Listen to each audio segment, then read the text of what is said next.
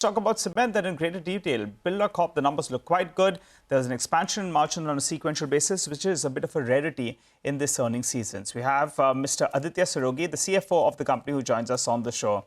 Hi, Mr. Sirogi. Good morning and good to see you. Well, you have guided for 8 to 10% volume growth for FY25. The street believes you're being very conservative on that number. Is there an upside risk to that particular number? And also on the EBITDA per ton, what do you expect out there?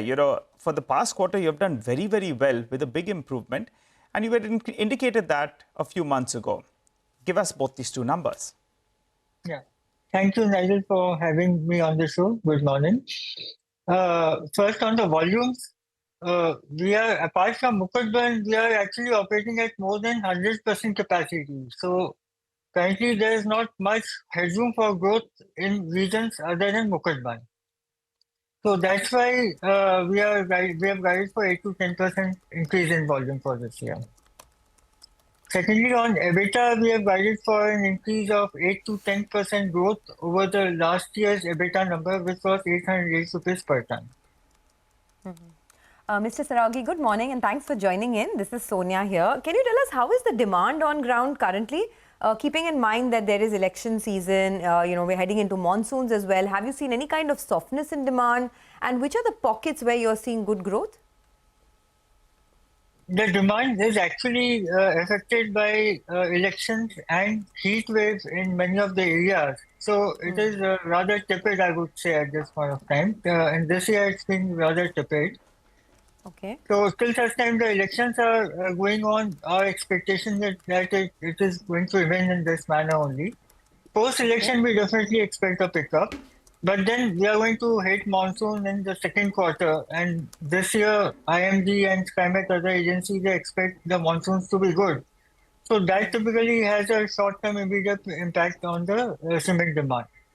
So you're saying that cement demand has been tepid, A, because of the heat waves, also because of the election. So when you say tepid, right, for the full year, FY25, what are we looking at in terms of volume growth? Can it still be around 8 to 10% or are we looking at low single-digit growth for Birla Corp? No, our estimate is having factored in all these softness in the first and second quarter. Okay, all right. Mr. Sirogi, since you mentioned Mukutban, that's going to be, I think, the delta out there, in terms of these numbers.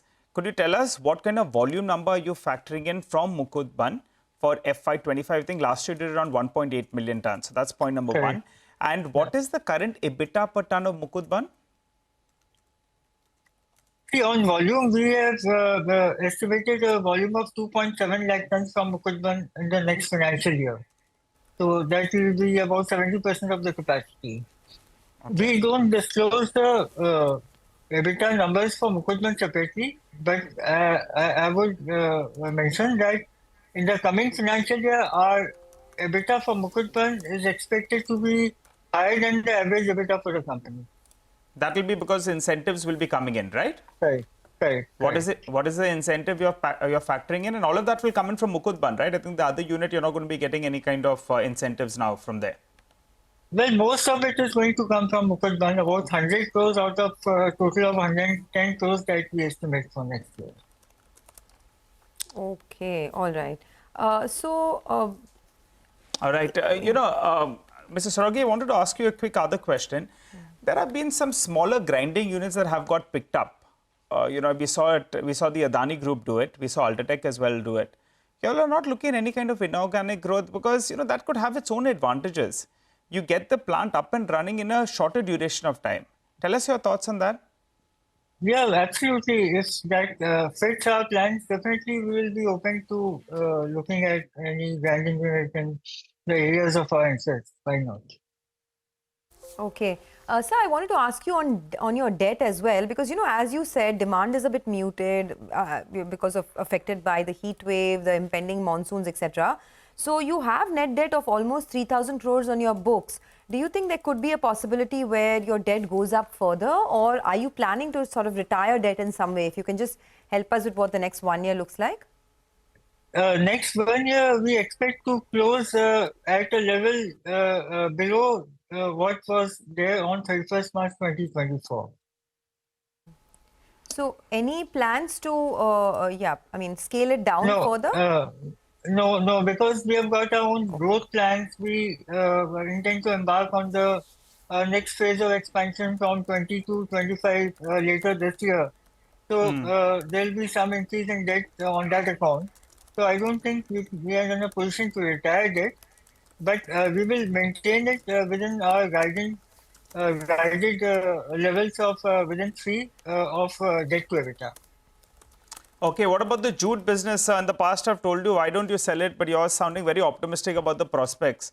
So last year, I think you did 415 crores of revenue with a bit of around 15, 16 crores. What is the outlook here?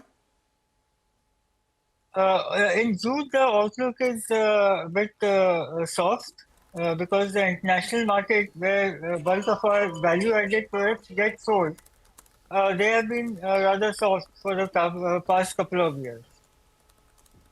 Okay, thanks a lot for that, sir. Appreciate your time. By the way,